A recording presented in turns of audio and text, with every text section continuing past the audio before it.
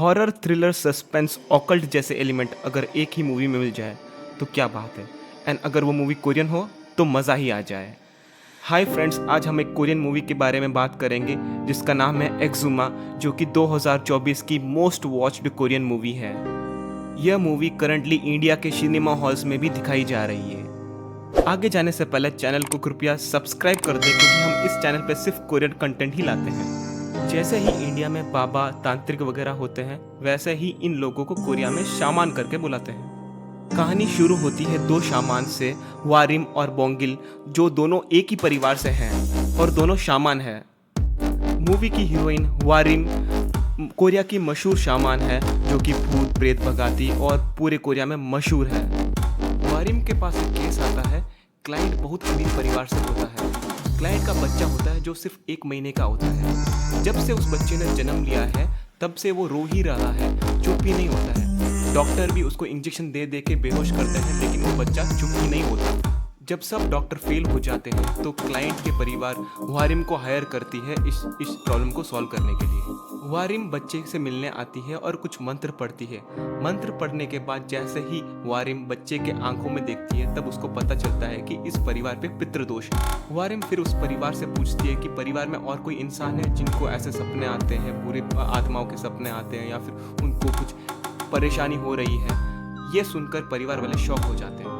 फिर परिवार वाले वारिम को बोलते हैं कि बच्चे के पापा और बच्चे के दादा को भी पूरे पूरे सपने आते हैं भूत प्रेत के। ये सुनकर वारिम बच्चे के फैमिली मेंबर्स को बताती है कि उनके परिवार पे एक स्पेशल तरह का पितृदोष है। इस सिचुएशन में फैमिली के पूर्वज जो ऑलरेडी मर चुके हैं, वो इस समय के फैमिली मेंबर्स को अपनी तरफ बुलाते हैं, मतलब अपनी कब्र की तरफ बुलाते हैं। फिर वारिम पता लगाने की कोशिश करती है कि वो ऐसा कौन सा पूर्वज है जिससे ये प्रॉब्लम हो रही है।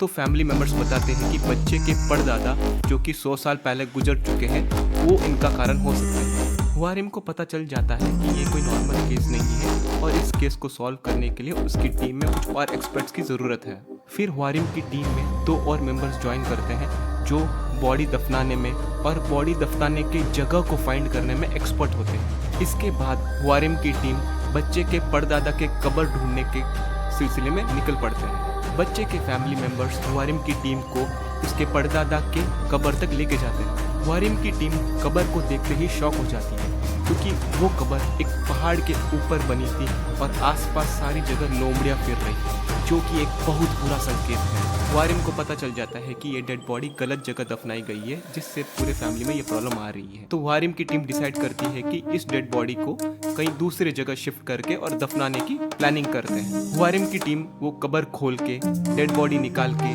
दूसरी जगह शिफ्ट करने वाले होते हैं कि रास्ते में बहुत जोर से बारिश आ जाती है। बहुत जोर से बारिश होने के कारण वारिम की टीम आगे नहीं बढ़ पाती है और नज़दीकी हॉस्पिटल में ही रुक जाती है। वारिम की टीम कब्र को एक रूम में रख के सब लोग खाने पे चले जाते हैं। जब वो खाने खाते रहते हैं, हॉस्पिटल के एक कर्मचारी ने गलती से जाके उस कब्र को खोल देता है। उस कब्र को खोलते ही कब्र के अंदर की आत्मा बाहर आ जाती है, और वो आत्मा बच्चे के परदादा की थी। कब्र से वो आत्मा निकलकर परिवार के एक एक लोगों को मारना चालू कर देती है।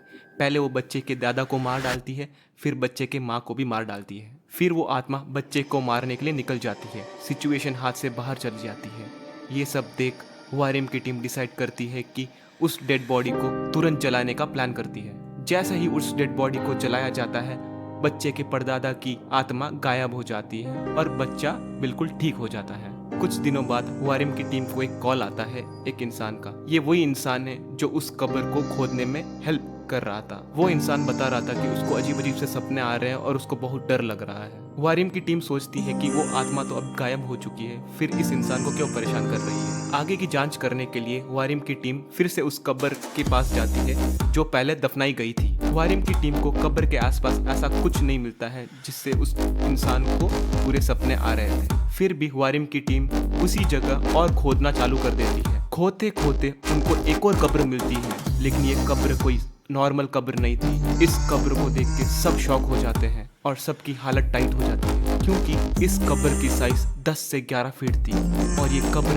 सीधी दफनाई गई थी, क्योंकि अमूमन कब्र कभी भी सीधी दफनाई नहीं जाती है। फिर इस कब्र को बाहर निकाला जाता है। ये कब्र लोहे की बनी थी और उस कब्र के चारों ओर लोहे की जंजीरें से बांधी हुई थी। सब लोग शॉक हो जाते हैं कि इस कब्र में ऐसा क्या है जो लोहे से बनी और जंजीरों से बांधी हुई थी। फिर ह्वारिम की टीम डिसाइड करती है कि इस कब्र को यही नहीं छोड़ना चाहिए, कोई दूसरी जगह सही जगह पर वापस से दफना देना चाहिए। और ये डिसीजन ह्वारिम की टीम का सबसे गलत डिसीजन था पूरी जिंदगी का। इस कब्र को दूसरी जगह शिफ्ट किया जाता है, लेकिन रास्ते में कब्र को तोड़कर अंदर से आत्मा बाहर निकल जाती है। इस आत्मा की हाइट 10 से 11 फीट होती है और इस आत्मा की परछाई भी होती है और इस आत्मा का पूरा शरीर है, जिसको देख के सब लोग शॉक हो जाते हैं क्योंकि उन्होंने जिंदगी में ऐसा कुछ कभी नहीं देखा था। यह एक जापानीज आत्मा होती है। यह एक सिपाही की थी जो कि 500 साल पहले मर चुका था। इस आत्मा पे कोई भी जादू, टोना, शामान, तांत्रिक कुछ असर नहीं हो रहा था। यह आत्मा किस तरह तबाही मचाती है और इस आत्मा का खात्मा कैसे होता है, आगे जानने के लिए आप देख सकते हैं एक्सुमा, जो कि अभी इंडिया के सिनेमा हॉल्स पे दिखाई जा रही है। न्यूज़ का मानना ये है कि ये मूवी OTT पर आते आते 5 महीने हो जाएंगे। अगर आपको इस मूवी के क्लाइमैक्स के बारे में जानना है तो कमेंट्स में लिखिए क्लाइमैक्स। मैं एक और वीडियो लेके आऊँगा जिसमें इस मूवी के क्लाइमैक्स के बारे में एक्सप्लेन करूँगा। तब तक के लिए गुड बाय फ्रेंड्स।